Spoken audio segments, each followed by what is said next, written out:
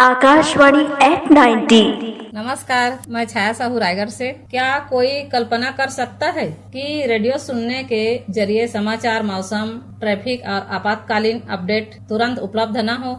Television और internet के आने से पहले परिवार दिन भर की ताजा खबरें पाने के लिए अपने रेडियो के आसपास जमा रहते थे। संकट के समय लोग खराब मौसम से लेकर आपातकालीन निर्देशों तक हर चीज की रियल टाइम अपडेट पाने के लिए रेडियो प्रसारण का सहारा लेते हैं। हमारे डिजिटल युग में भी रेडियो बड़े दर्शकों तक महत्वपूर्ण जानकारी पहुंचाने के सबसे तेज माध्यमों में से एक है। यह आकाशवाणी के माध्यम से प्रसारित होता है और इसके लिए इंटरनेट की आवश्यकता नहीं होती, जिससे यह अन्य संचार माध्यमों के विफल होने पर एक अमूल्य साधन बन जाता है। रेडियो एक शक्तिशाली माध्यम है।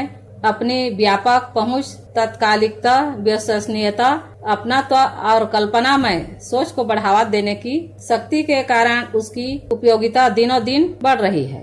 नमस्कार।